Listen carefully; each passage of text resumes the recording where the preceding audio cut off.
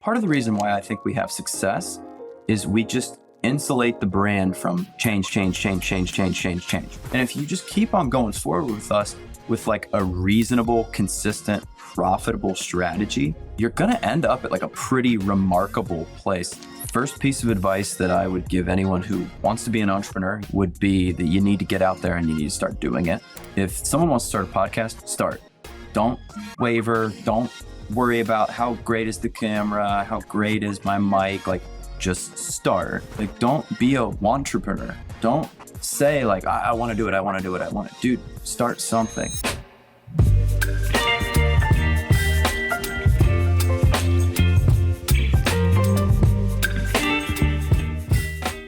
Hey guys, welcome back to Mic'd Up. I'm your host, Mixt DiCioccio, alongside our co-host, Dave Ragosa.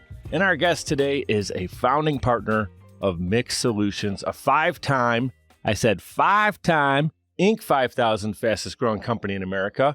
Mixt Solutions has successfully done millions of transactions on Amazon and works with some of the biggest consumer packaged good brands in the world. And in 2023, Mixt Solutions crossed over $100 million of all-time sales on Amazon. Welcome to the show, Alexander Johnson. Thank you, Mike. I could get used to that intro. I could just, before my meetings, if you could give that, people might listen to me a little more. Dude, let's get it. Let's get it recorded. You can put it up on the screen. Dave, how you doing, brother? I'm fantastic, Mikey. How are you? Good, man. Excited for another episode of Mic'd Up? Always. Let's appreciate Alex taking some time. Yeah, we've been on fire, and Alex, we're super excited to have you here to keep it going. No pressure, but the last few guests have just been really cranking up, and some great information. And the idea today is to be like, some people may not understand your business, and so I'm going to give you the time and platform to be able to share what your business is and how what you're actually doing on Amazon, and if other people want to replicate that or create their own businesses or try it, whatever, that's cool. But the idea of Mic'd Up is really to inspire people to be brave and bold in pursuit of their own dreams. So whatever you share with your story may be is totally different than Dave's story, different than my story. But I know there's people that are going to hear it, and obviously it's going to help them level up. So I'd love right out of the gate for you to elaborate on Mixt Solutions and how you're actually helping brands on Amazon, on that platform. I think it's fascinating to me, and I'm like totally in the dark on the whole thing. Yeah, so Amazon, it's a really interesting thing once you peel back the layers. Everybody gets a package and they go, great, it's arrived, it was fast.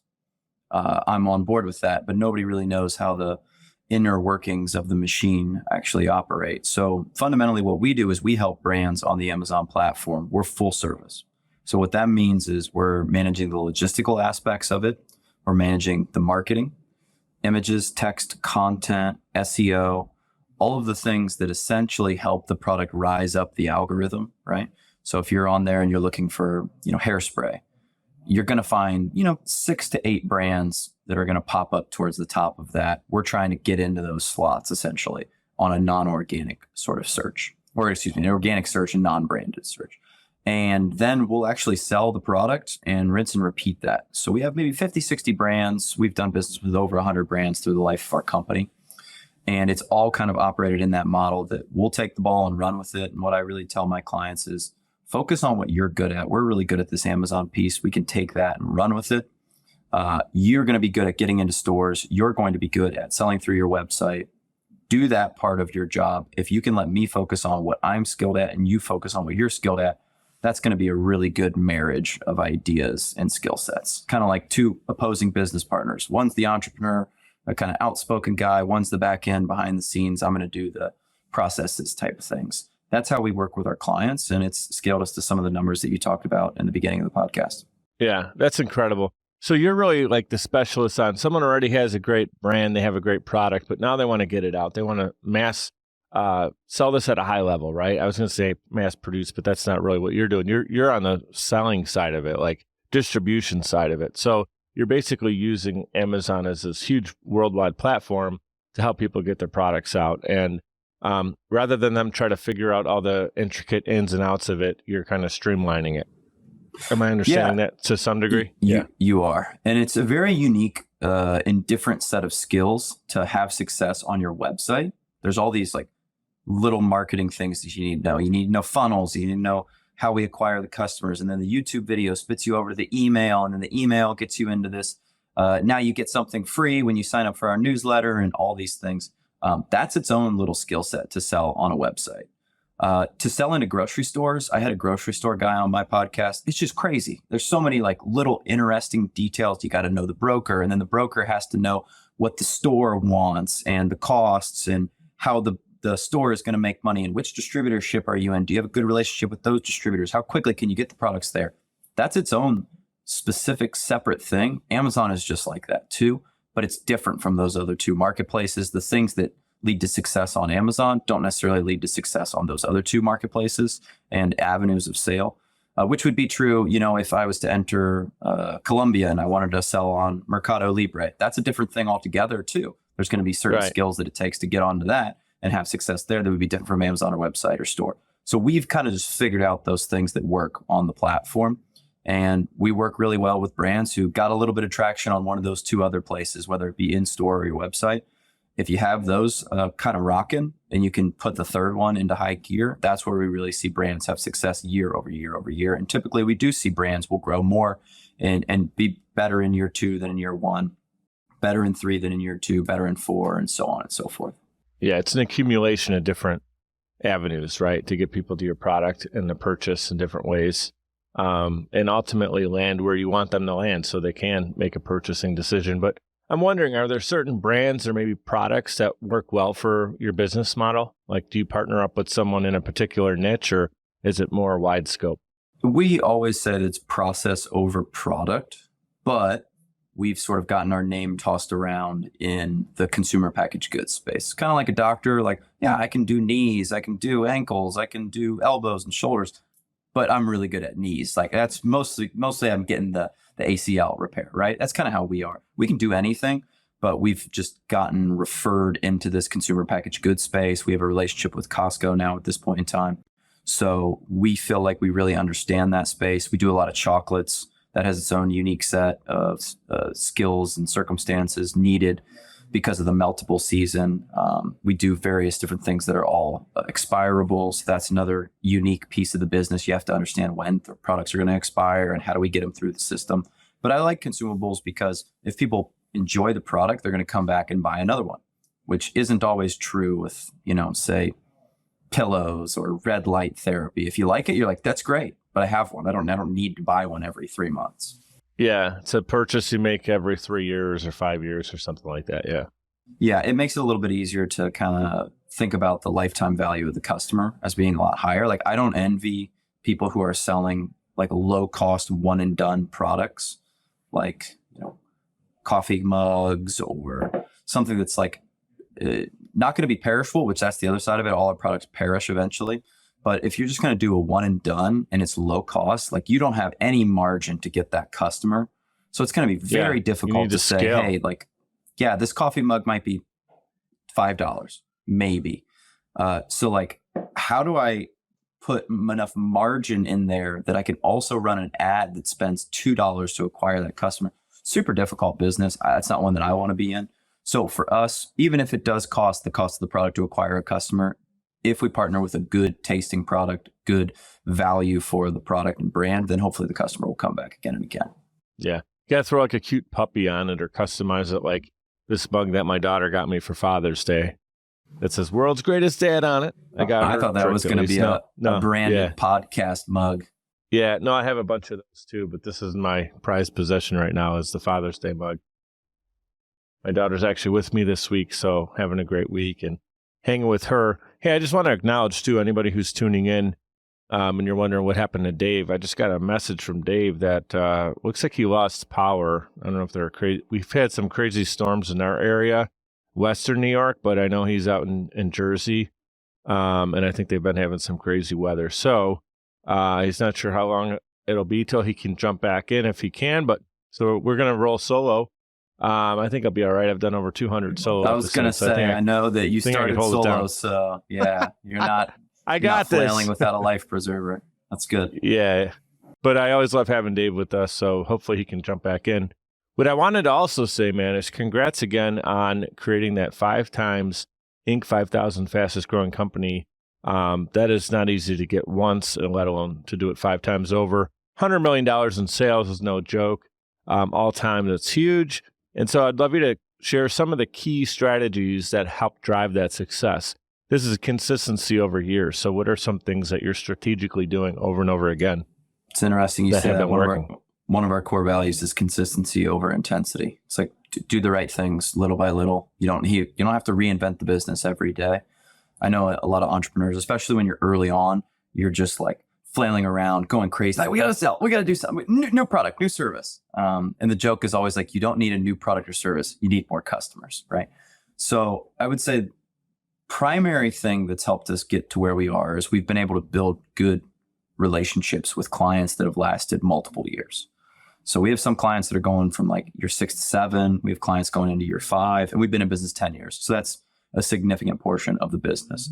One thing that we sort of stumbled into at our business that we didn't understand was going to be valuable, but now hindsight being 2020, I can see the power of it, was we built what I call like a symbiotic business relationship. And what I mean by that is we buy the product from them at wholesale as a customer and mark it up and sell at retail. Now, I understand not every business could possibly work this way. There's going to be some businesses that have to be fee-based, right? Like I don't hypothetically see a way that, I mean, I guess lawyers do it at some method, right? Like if you take a case on and you win the winnings, they get a percentage. I would call that like a symbiotic relationship. Maybe a real estate agent, like I sell your house, I get a percentage of the excess on the sale. That's like kind of a win-win for both, right? But as a they have that agency, incentive. It's like the added incentive, which you want them to have some added incentive, because someone could be your realtor and for 2 years they're helping you find a house. If they're getting paid just for their time, there's no extra incentive for them to make a deal happen quickly, right? So many smart people have said that if you can work on incentives, don't work on anything else, right? So we have that sort of one-to-one relationship that when we sell more, they sell more. But here's the important thing. We're also not a fee that's coming off of their profit and loss statement, right? So at the end of the month, you go through all your transactions at your business, or you look at your profit and loss, and some smart guy goes, well, wait a minute. We spent $4,000 last month in waste management. That's ridiculous. That's crazy. And then 2 or 3 people go, yeah, that is crazy. We should look for a different trash provider. We should see if we can get somebody to do that for cheaper, right? So you go out, you scour, you get 3 or 4 quotes, and boom, you get somebody who's like, yeah, that $4,000 is crazy. We can do it for $2,000. And you're like, yeah, we saved the business $2,000 because that's a fee that's on your profit and loss statement. We don't show up as a fee on the business's profit and loss statement. We show up on the other side. We're a sale. So you've totally flipped the dynamic where we're buying from you and we are only making money when we go out and we sell the product to the end customer. Right. So your percentage of profit, basically, then. Yeah. Exactly. Yes. So their fee, air quotes, fee is the lost profit from if I was to do it myself, which not every business wants to do that themselves. Like that's a big thing. Some people go, well, that's crazy that you're not doing it yourself. Like, look, Coca-Cola had figured this method out like 100 years ago. They're like, we're not going to sell the product. We're going to sell the syrup. And then you go out and sell the product. So that's been a huge benefit to us because we've all had bad experiences with marketing agencies where you sign up with this marketing agency and it's $3,000 a month with a minimum of 6 months. So you're $18,000 in at the end of it. And then you go, well, like, did that even really work? Like, what did they do? Like, what are the tangible deliverable results? And look, I don't want to indict every marketing agency. I've talked to marketing agencies on my podcast and I can tell some of them are really good, but I think a lot of them are not very good. And you get to the end of that and they made their 18 grand regardless of whatever results they delivered. So we only make money when we buy your product and then we go out and sell it. The single worst thing that can happen when you sign with Alex at Mixt Solutions is I place a $3,000 purchase order on day 1 and I can't sell it. And then at the end of 12 months, I email you and say, hey, I'm sorry, it didn't work. You still made like $1,500 off of me. And I might have like had the egg on my face, but you still had a positive interaction with us. We made you a little bit of money, and you would be absolutely shocked, Mike, at how many people are just losing buckets and buckets of money on the Amazon platform. Like that #1 rated product that you always see the sponsored ad for, It's like, yeah, they lost $300,000 last year on Amazon. So we kind of bring people back to sanity. Hey, let's make this a profitable channel, one where you don't need to spend a ton of your time and effort on. Take the profits that we give to you, plow it back into the parts of your business that are really good and really working for you. Maybe you want to get into Kroger. Do you want to get into Publix? You want to get into Costco? Sweet. Hire a sales rep who knows how to do that with the money that you made from us on Amazon. They get you into Costco. Customers are going to come back to Amazon because, yeah, I saw Mike's brand in Costco. I've seen that before. I don't remember where I saw it, but I've seen it. I will buy that. Yeah. It's all a very good cycle for us if we can give back the time and a little bit of profit so they can focus on what they're best at. Yeah. And can you share one of the big keys of your business is relationship building? Really, any business. It's about relationship. It's about people. I don't care. There it is right there. Building relationships and delivering results. So that's both our motto and our mission statement as a company. We build relationships and deliver results. Right. And it is a great, makes a great hat, makes a great wall graphic, but talk about how you guys actually do that. Yeah, that's a great point, Mike. How many businesses have some like Google, motto, I think their thing was like, do no evil. And so many people are like, this is one of like the evilest data collection entities on planet Earth. They conspired with the federal government to spy on everyone, right? So you can have a motto that means nothing. Fortunately, I think we're small enough now that people can still get connected to that and they can hear me say it often enough. It's like a repeated slogan. You eventually, hopefully start to believe it. My slogans are meant for good, not for evil. But I think building the relationship, that's twofold. I think that's building an internal relationship with your employees, showing to them that you actually care, showing them that you're willing to go out on a limb for them and fight for them if they're willing to fight for you. Obviously, leadership's a balancing act, right? You can't just totally disregard the bad acts that someone has done and be like, we're sticking with you, Mike, regardless. No, that's not it. But showing them a little bit of love, but showing them some tough love. And then on the client side, it becomes a lot easier when you can do the second half, deliver results. But we try to build a face-to-face relationship with them. We'll try to go out and we'll try to visit these people at least once a year. I got a trip scheduled out to Philadelphia in less than 30 days to go visit with 2 of our vendors. We try to do that every single year. We'll break bread. We'll have a drink with them. I think that's really, really important. We'll show them we're real people. We'll show a little bit of our personality too. I think, again, it's a balancing act between like, I want to be like corporate and professional, but you don't want to be so professional that they're like, I don't even know Mike. Like that guy's like a robot. That is like Mike 2.0. We're going to deliver service. Like you got to relax a little. Right. I get it though. That's a hard balance to strike between that relaxed and professional thing.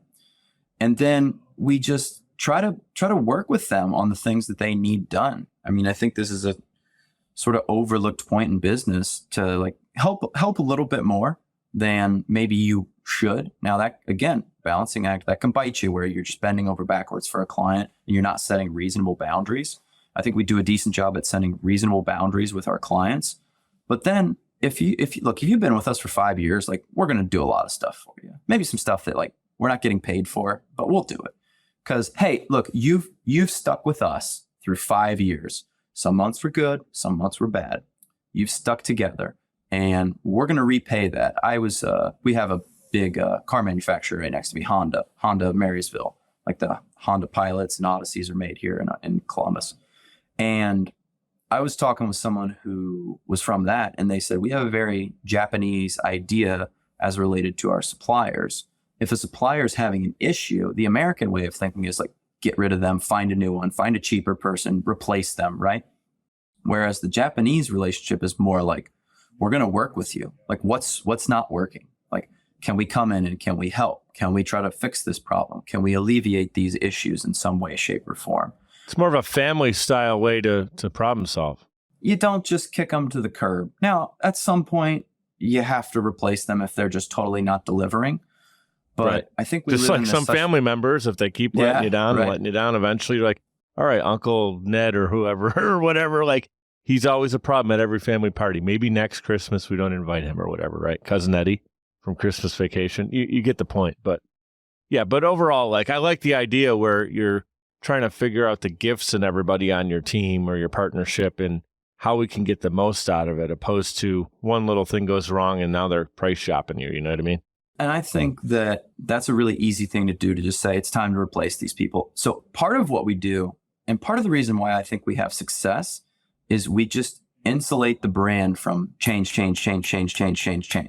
So many brands, like if they don't have great sales on Amazon in the first 3 months, they would either fire that agency or they'd say, okay, let's stop doing FBA because that's not working, and let's get rid of these products, let's replace them. We're just like slow and steady, like tugboat, just going to keep on going forward. And if you just keep on going forward with us with like a reasonable, consistent, profitable strategy for 5 years, you're going to end up at like a pretty remarkable place. I think it was Charlie Munger that said, like, you don't have to do remarkable things to get remarkable results. And that's totally true with our clients. If a client comes on and they're like, hey, we want to do like, we're a startup, but we want to do $1 million this year, and we want to go like 20x what we're currently doing on Amazon. I'm like, hey, that's great. And there might be an agency out there for you. It's not us. Like, we're not miracle workers. We're not a rocket ship that you can tie onto and get taken to the moon. Like, that's not the way that we work. It's cool if that's what you want. And I hope you find it. For your sake, I hope you find it. I have just seen that more often than not, those rockets blow up and you're back on the surface, and you should have just taken the wagon train with us. It might have been slow, but you'd be a heck of a lot closer to where you want to be. I want to say, again, doing the show for now a handful of years, I haven't had too many people with that message. And that's exactly how my business is working right now, where, you know, a lot of times people want us to produce their podcast and they assume they're going to be, and the name that always comes up, and every time I hear it, and I don't dislike this person, but they're like, Joe Rogan. They start talking about Rogan and they want Rogan's stats. It's like, he's a little bit of a unicorn. Let's be real, right? He's a comedian who had a comedy podcast with his buddies, just shooting the shit for a decade. And a couple of times he'd get some, celeb status early on in the game. And people just kind of gravitated towards that, right? And like, to start your podcast and just assume you're going to be the next Joe Rogan, I think you're shooting for the wrong thing. Where if you work with us, we're going to consistently put out an episode, make sure you're putting out good content. We're going to work with you on how it looks, right? The feel of the show. Is it branded to your actual company if you have a company that's coinciding with the podcast? And that consistency piece is what allows the people who work with us over a year to 2 to 3 years, which we now have clients 3-4 years in, and they're all top 5, top 1%, top 10% most downloaded shows. And the way we got there was that consistency. They didn't can their show after 6 months because they weren't getting 1 million downloads, right? And 90% of podcasts don't even make it to episode 100. So if you just stay the course and get to episode 100, good, bad, or ugly, you're ahead of now 90% of people who gave up already. So just like with you, if you're selling a product on Amazon and you gave up 100 weeks into it, you may have been a super successful company in 3 years, but you never gave yourself enough time to get there. Working with a company like Mixt Solutions would allow them consistency in doing the right things over time, compounding into their success. So it's very similar what we're doing. Obviously, completely different, products and services, but very much the same concept. It's funny you say that, because the one that we hear is liquid death. We want to be liquid death, right? That's the equivalent of, we want to be Joe Rogan. And I go, all right, well, like you said, Joe Rogan was on Fear Factor. Like, that was a pretty big thing. The former marketing director of Netflix started Liquid Death. And he also had, like, not to say vast money, but he had a lot of money that was supporting him behind the scenes through venture capital and things like that. So, okay, so if you have those credentials, sure, like, let's go fast. If you've never started a business before and you have no money, let's come back to reality a little bit. Like, let's start to get to like one transaction a day, right? Let's get one download before we're getting 100 million downloads. Right. Let's move the needle and get the proof of concept. But just like you're saying there, man, it's not that I don't, like, I'm all about dreaming big. This podcast is about dreaming big. It's about taking the action, though, too. It's not just, I want to be the next Joe Rogan in your space or whatever. That's cool. I want people to feel that. And I want people to believe that they can. They absolutely can. And they should think that. But just saying, coming out, I want to start a podcast, and they start throwing people's names out there. To me, it's just like, I don't know. They're not on purpose for the right reason. If they actually have a mission for their show, they're excited about something, how they're going to change the world uniquely to them, Now we're on board with you. Now we want to move in the same direction as you. And if you work with us, we're going to consistently get you working in the right. It's very rare that someone works with us for a year and their show goes backwards. It doesn't happen. Like we're moving forward consistently, and they're way closer to where they want to be. And we have a team behind them so they can just focus on building their business and their brand, and they don't have to worry about the podcast stuff. It's like out of sight, out of mind. They press record and we handle the rest, right? So I'm not trying to overly promote my business, but it's the same thing you're talking about. People have the wrong mindset. Well, I will just make this comment about your business. I think you do a very similar thing that I do. I'm not guaranteeing you enormous results. Like I'm actually downplaying the results that we could get. I'm guaranteeing you like moderate to medium results consistently, which I think is such a better thing to pitch, right? Because you could tell people, I'm going to get you to 1 million downloads, and you might be able to get more clients, but you wouldn't be able to deliver. So right back to delivering on your promises. We try to be very realistic with people. The thing that I was going to say is recently I heard someone talking about like diet and exercise.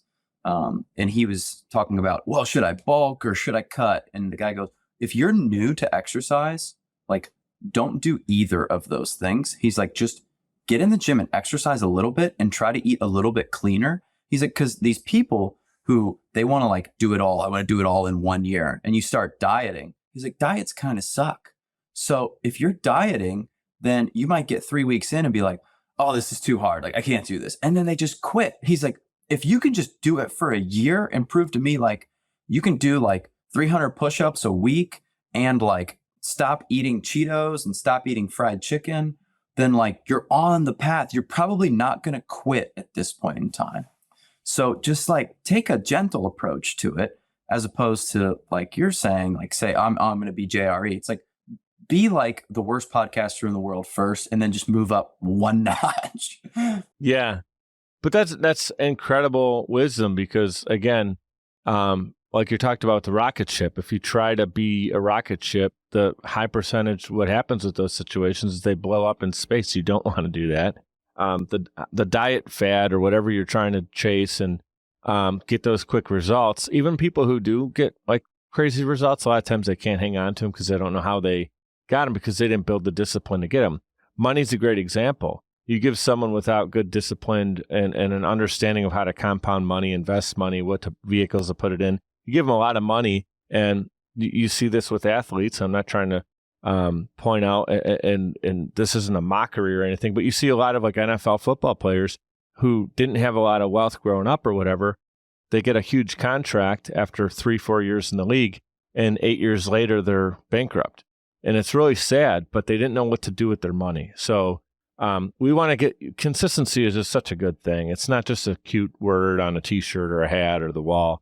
It's really great. And I would definitely recommend anyone who's listening right now who's building a business here in year one, like if you want to be better or among your peers in 5 years, the number one thing to do is consistently move forward a little bit at a time and track your progress and have a good understanding of what's working and not working. That will be so much more powerful than reading a book and trying a new method that's new and cool and unique, and you're going to do it in 60 days. Like, yeah, you're going to crash and burn a lot quicker that way. And we all forget about survivor bias, right? Like the companies that I want to be Joe Rogan. Well, you're pointing to the survivor. You're not pointing to the company or the person who started their podcast 10 years ago and decided, yeah, this is kind of cool, but I'm just going to quit. And they went 6 months and bounced out. And because of that, we all think, I want to be Joe. No, you don't. You don't want to be Joe. You just want to be one of those people who didn't quit somewhere along the line, right? Like if you've been doing your podcast for 10 years and you're instead Adam Carolla, right? And it's like pretty big podcast, compared to like obviously any other podcast, really big podcast, but you're like, well, it's not Joe. It's a failure. You're like, no, that guy's like making a living doing that. He's been doing it for a long time and it's successful. So don't just think about like, I want to be Liquid Death. I'm like, you're going to be all the water companies that failed if you think too much like that. Last thing I want to say about this, and then we're going to move on, is going back just the Joe Rogan, Adam Carolla. Those guys do consistently put out episodes, and they have for a decade. So like, they're not the random example of someone starts a podcast and it's 1 million downloads per episode in 3 weeks. Dude, Joe's he's like, what is it, 4,000 now, I think? He's on an episode like 4,500, something crazy like that. And I think he's in the twos, I think. He's in 2,500, but still, that's crazy, right? Yeah, 2,500, whatever it might be. Plus, all the other things he's doing, the UFC events. He's consistently out there working. He's not sitting at home collecting a paycheck. So, Adam Carolla, been doing comedy for a long time, different shows, been on cable TV, and now he's, podcasting. Conan O'Brien. He could have just walked away into the sunset with a big payday and maybe did a couple things here or there and do some things, but he's consistently doing his podcast still. So, those are not examples of people who just got big overnight. Like the band REM, they were interviewed at one point and were talked about like, man, just out of nowhere, you got all these hits on the radio and you guys just came out of nowhere. They're like, out of nowhere. We've been playing shit ass like to 2 people to 30 people for 10 years before we had a song hit the radio. You just didn't know who we were. You assumed we popped out of nowhere, but we've been playing dead end, bars for a decade. So people don't realize, you don't see what, and you don't know what you don't know. But consistency, even Taylor Swift, man, I saw a thing where she was playing out in like an arena with or marina, I should say, with water behind her. And then they zoom, you see the picture where it's zoomed out. There might have been 50 people there, and that 45 of them were her family. And she was out there with a little banner that was like one of those, you order it online, and it's got your name on it with your website. And it wasn't anything special, just a white banner with, I think, blue words, Taylor Swift. And that's how she started. So, but you want to know what? I heard someone say this and I went, wow, that's really true.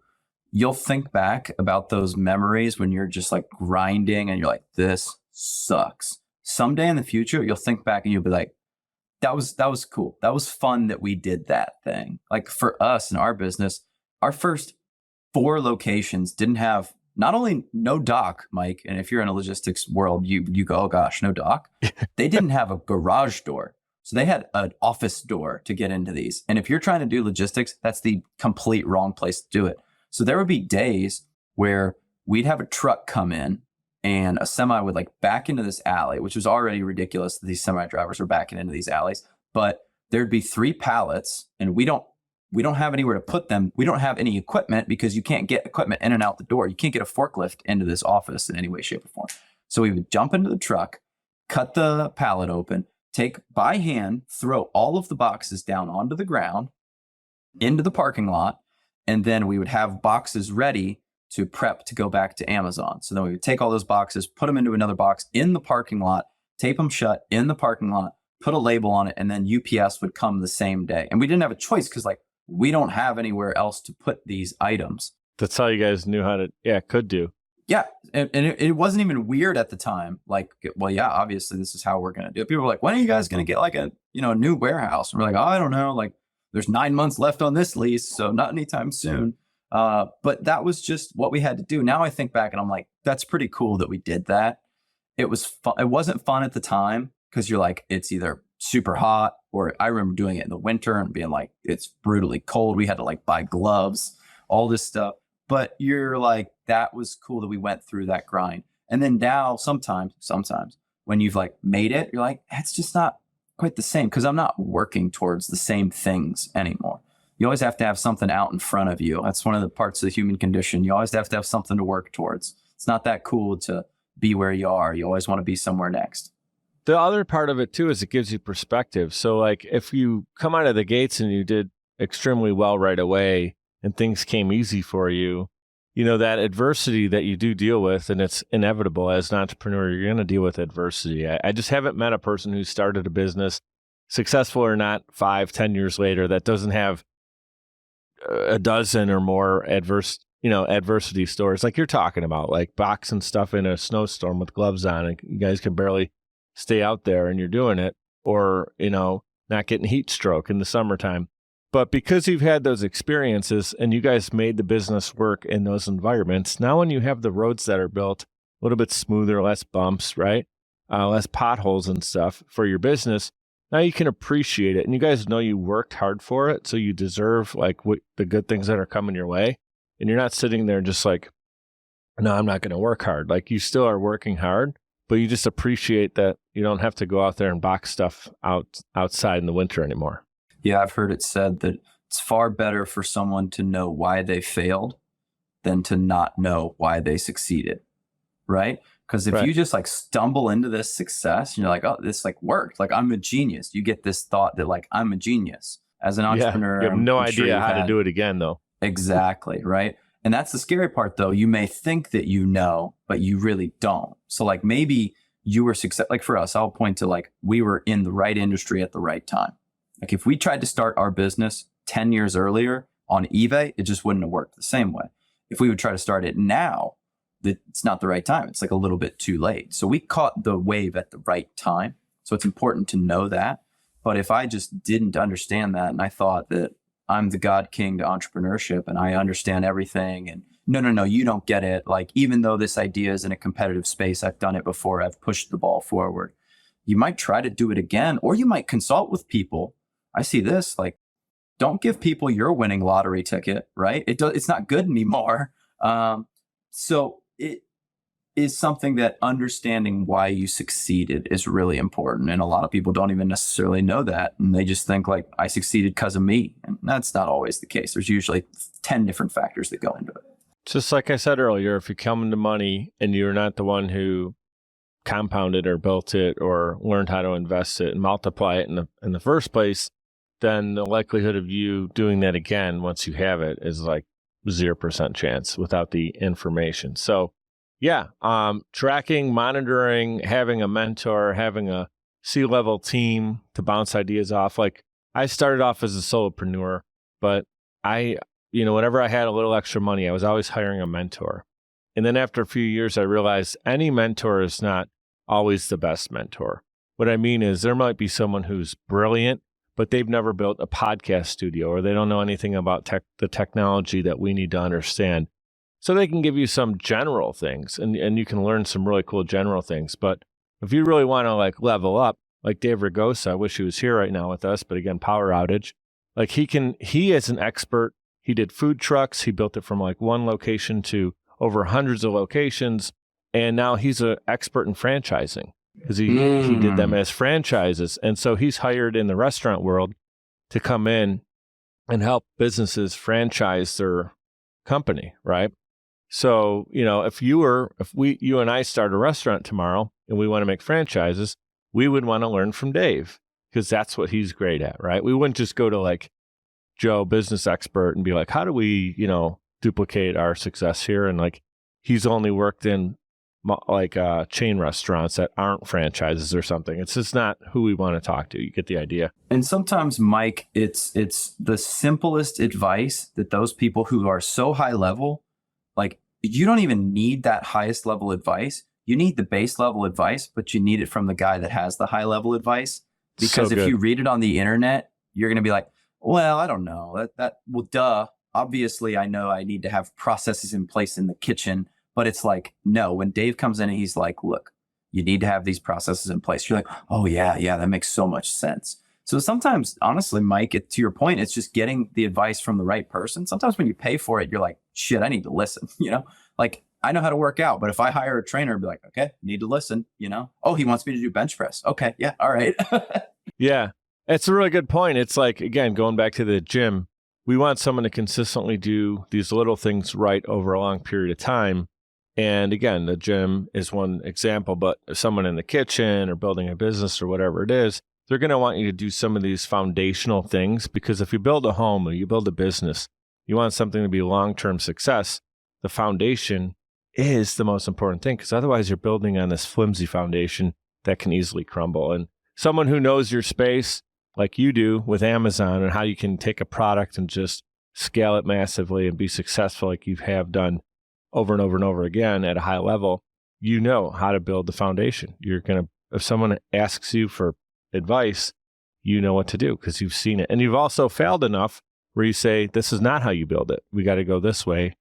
And so as a founding partner of the company, I'd love you to share one of your most rewarding moments so far. Like, what advice would you give to aspiring entrepreneurs looking to achieve a similar success that you have now at this point? Great question. First piece of advice that I would give anyone who wants to be an entrepreneur, you said aspiring, so an aspiring entrepreneur, would be that you need to get out there and you need to start doing it. To your point with the podcast, right? If someone wants to start a podcast, start. Don't waver. Don't worry about how great is the camera, how great is my mic. Like, just start. I talked to my buddy yesterday. He's like, I'm starting to do a podcast. I'm like, cool. He's like, yeah, but I'm not releasing the episodes. I was like, you're not starting to do a podcast then. You and your friends are recording your conversations. That's a different thing. And that's okay if that's what you want, but don't call it like, don't lie and say it's a podcast. It's not yet. And he's like, well, I'm just like nervous. I'm like, dude, nobody's going to listen. Don't worry. Like, nobody's going to care if it's not good. Trust me. So if you want to be an entrepreneur, like, don't be a wantrepreneur. Don't say like, I want to do it. I want to do it. I want to, dude, start something. Like, prove to Alex that you can do anything. Start selling lemonade on the side of the street. Like, you want to start a restaurant, start a food cart, then move to Dave and he'll tell you how to do a food truck, and then start your restaurant. Like, just get out there and do something, because you're going to learn all these fundamental skills, right? Like, Mike, I don't know what you did for school, but I went to school for entrepreneurship. I have an entrepreneurship degree, but I started a business while I was in college. So then everything that I'm hearing, like in class, I'm like, oh, this makes more sense. Whereas everyone else is like falling asleep in the back. They're like, I'll think about this later when I need it, when I'm starting to work. And what happened was, a lot of people that I got an entrepreneurship degree with, they did not go on to be entrepreneurs because life just caught up to them. Because they graduated and then like, well, I'm moving home. God, I got to get to my parents' house. Like, I got to get a job. So they get a job and they get their big boy or big girl job, right? Now you're making $45,000 a year. Hey, I'm high rolling, dude. I got money now. Now you start making, a new car payment. And then 3 years later, you meet a girl and you get married. And 3 years later, you have a kid. And now you're my age, you're 32. And you're like, well, I still haven't started that business, but I want to. Like, I'm getting tired of this job. But now you got your kid. You got your wife, you got your mortgage, you got the family vacation that you got to take at the end of the year, and you just don't know where to even begin that process. Like, if you're young, just get out there and do it, man. We got plenty of safety nets. Like, the worst thing that could happen isn't crashing and burning. The worst thing that could happen is tolerable boredom. So just get out there and do something. Your friends are going to let you sleep on the couch if everything goes belly up. So you have to start doing something. You're not an entrepreneur until you start doing something. And it doesn't have to be the most successful thing in the world. Like, the first company that I started, the one that we did while I was in college, like, I ended up closing it and having no money. Like, I had to pay for the closing of the LLC out of my bank account, which was $55. And I was like, oh, that hurts. Like, that one hurts coming out of the bank. But you put a Band-Aid on the bleeding too at the same time. So you got out and now you could reinvent yourself, and you learned from all that though. Yeah. 100%. And it wasn't a failure at all. I proved to myself, you can start a business. You are an entrepreneur now. You are capable of doing this, right? It's kind of like, you don't know what you're going to do until you get into a fight. And then you get in your first one, you get punched, you punch back. You're like, okay, like, I did it. Like, I took a punch. I could do this. I threw a couple of mine. Like, I could do it. You're just going to be less nervous. And then people get so nervous about the perception that other individuals are going to have about them. But generally, everyone cares more about themselves. I'll just tell you like a very quick story that'll articulate this. I do Muay Thai martial arts on Tuesdays, Thursdays, and Saturdays. It's something I've just started doing. It's fun. And I'm like now the annoying person. I just talk about it all the time. But that's okay. on Tuesday, I had a podcast. And then after, I ran over to the gym and I go into my book bag, and my book bag is like covered with deodorant. Like, I had like a liquid deodorant and it just melted over everything. My shorts that I was going to wear are like covered in this like thick, goopy deodorant. And I'm like, okay, shoot, like, I don't have shorts. I'm like, I could just go home. I'm like, no, you're here. So I just wore pants into the gym and did the whole thing. And I thought everyone was be like, haha, you're wearing pants. These are like business pants. They're not like slacks, but they're like amongst that category. I thought everyone would be like, what are you doing, dude? It's stupid. Nobody said a freaking thing. Nobody cared. It's this thing that you build up in your head. Everyone's going to care. I'm going to look stupid. Nobody said a word, not even like the slightest. Like, why are you wearing pants? It's hot. Nobody said a single thing. So we build these ideas up in our head that everyone cares a ton about what we do. And it's going to be so embarrassing if I fail in public. Dude, nobody cares about that. Like, they are not thinking about you. So get yourself out there, overcome that fear, become an entrepreneur. Your question about moments in my career that are great. I just point them back to people in our organization that we've been able to help. Being able to take somebody who's making $13 an hour, bring them in, and now they're making $22 an hour. Somebody who used to make $15 an hour, now they're on salary, they're making 70 grand a year. Like, they're able to buy a car. Like, they've had bad things happen in their life, but they aren't that bad because they're like, hey, like, my car broke down. It's $2,000. Huh, that sucks, but I can pay for it now. I mean, that's for me, giving back is doing it for your employees. The brands, most of the brands are going to be okay, whether we go up by 10% or 15% year over year. But being able to deliver back to our employees is really, I think, what matters, because sometimes we do have people that are lower on the socioeconomic rung coming and starting with us. And I'm able to tell them, like, if you just stay with us, your life will get better. I promise you that. Again, it's that consistency thing. Just be consistent with us. Things will get better. So that message, cuts deep all the way to the business. Yeah, I just want to add a couple things to what you just said. I think that was really well said. Is if you don't get started, guys, if you're listening to Alex right now and you don't take his advice and you don't get started, like, the iterations of your business will never happen. Like, he's in Mixt Solutions right now with all these different levels of success. But he's the iteration that you see in 2024, in July of 2024 as we record, is different than when he started the business, right? He's shaking his head yes if you're watching on YouTube. And the fact is, when he started the company, he didn't know where it was going to be in July of 2024. But because he did start and was willing to learn, grow, adapt, change, fix things that needed fixing, and bring his team with him along the way, that is how he got to where he's at today. So if you don't get started, like, you literally don't even have an opportunity to upgrade and change your business for the good.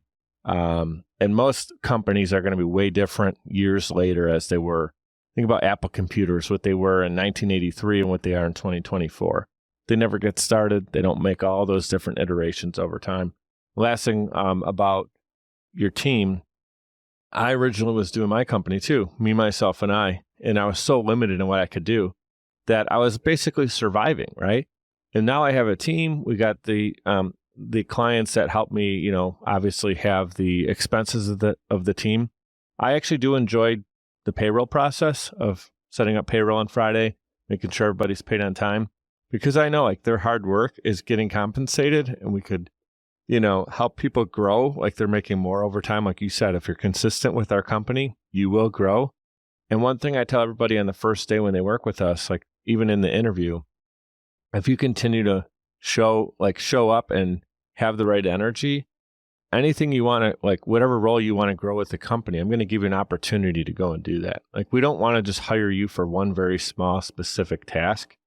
We will, but I want you to, if you want to grow, we're going to give you the opportunity to do that. Where some, like, bigger companies, you go work for them, they only want to keep you in that little box that they hired you to be, right?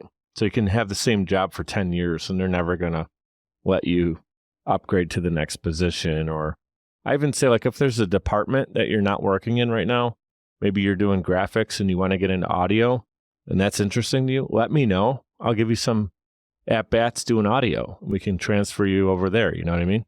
Yeah. I think if you want to be a solopreneur, that's one thing. But to me, it feels a lot more rewarding if you have a team around you. You get a little bit less freedom. I'll grant that. But whenever you watch a team celebrating a championship, isn't it just so much different than watching, like, the guy who won the 100-meter dash? Tennis player. Yeah. Yeah, tennis player. I love tennis, but yeah, when you see everybody hoisting the Stanley Cup, passing around, kissing it, it's just a crazy feeling. Yeah, I agree. Here's what I'm going to do. I'm going to give some love to our sponsors. First of all, Social Chameleon. Transform your podcast with Social Chameleon. Go to socialchameleon.us. That's in the show notes. And also, we use Navigator Bookkeeping. You can go to navigatingyourbooks.com.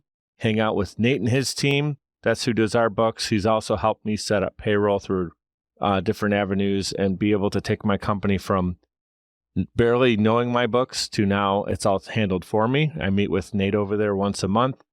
I make sure my numbers and his numbers are the same, and he walks me through making sure everything is allocated properly for the business. So when it comes time to do my taxes, I'm not like, a deer in headlights. I have everything prepared for my CPA, and they're like, damn, how'd that get done? Like, I didn't do a damn thing. I gave it to Nate over at Navigating, yourbooks.com. Also, this podcast is being produced by Social Chameleon, but we're using Riverside to do so. If you're interested in checking out Riverside, go into the notes there, click on that, and you can see the different plans. And it's also distributed via Libsyn.com, Libsyn.com. All right, so a couple things. I got you for a minute or two, Alex. I'm going to jump ahead my notes here. We got a little bit off tangent, but that's what's awesome about podcasting is when the conversation's good, you just roll with it, right? You don't have to go back to your notes, and we could do that. But I do want to ask you this question. If you can go back and do anything differently, or maybe even double down on something in business that went well, what would it be? Nothing immediately comes to mind, to be honest with you. I mean, we made some small mistakes, but for being in business 10 years, and this is one of the things I think, I feel very like calm, stoic, maybe even some people might say like emotionless. So like I was on an amusement park ride with a girl and it got stuck, and she was like, she wasn't flustered. She was just sad. She really wanted to ride it.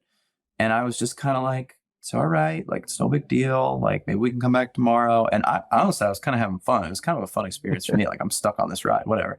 Yeah. But afterwards, she was like, I just thought that was so attractive. You were so calm. And I was just thinking like, that is not one of the top 1,000 things that have happened to me that have been negative. Nothing like crazy has ever happened. I had a guy on my podcast that his warehouse burnt down. He got sued and COVID hit in like a 2-month span. I was like, that's a bad couple of months.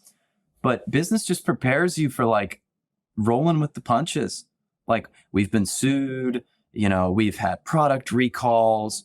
We've had the FDA come into the facility and go like, what's going on in here? Like we've always done things the right way, but that's just life. That's business, man. Stuff pops up. So nothing has ever happened that I think I would say like, we weren't really able to overcome this. I think if anything, those things that you're able to overcome, getting into that fight, getting punched and getting back out, it's like, we did it. So yeah, we made some minor mistakes, but I don't think honestly we could have done much that would have gotten us much farther ahead. I think we made a lot of the right decisions and we were able to figure things out on the fly. Yeah. Sorry, about that's not a doubling great down? answer, but No, that is a good answer. And what would you maybe double down on something that went well that you're like, yeah, now that I know that works, we would definitely have gotten there maybe a little quicker? We were always conservative about hiring. I would have hired more people faster would probably be it. And also hired people to do the things that I was doing. So your time is the most valuable thing in your business. Just like I was telling our brands, we're giving them back time.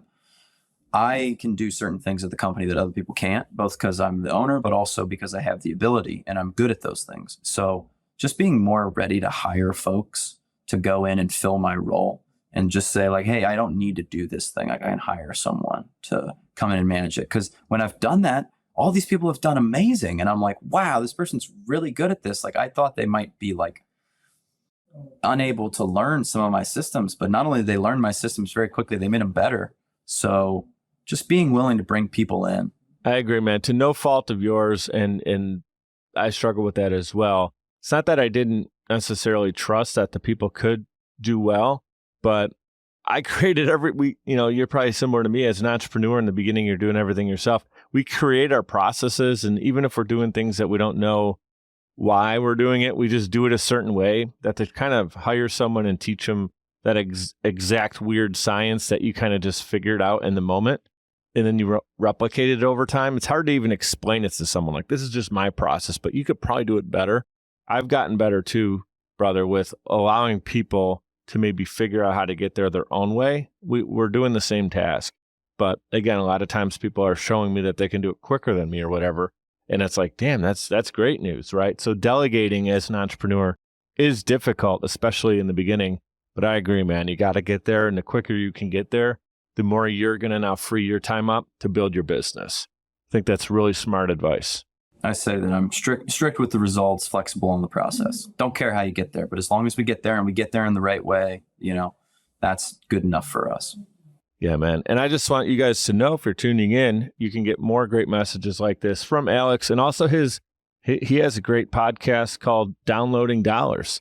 And he interviews people like yours truly. I've been on the show and thank you for having me on recently.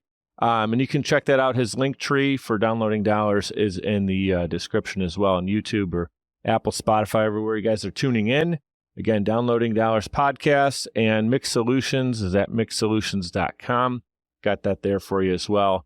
Just to wrap up, I always like to say thank you for being on the show, brother. You delivered again. And Dave and I are going to be happy to have you on in the future. You can share the new updates for what you're doing in business. There's so many great things to talk to you about. Grateful for you being on, brother. And I tell everyone who's tuning in, thanks for being here at the end. Remember to subscribe to the channel on YouTube. Like us, share this with your friends and business friends and whoever you think can benefit from this message today. Be great and be grateful. Thank you guys for tuning in.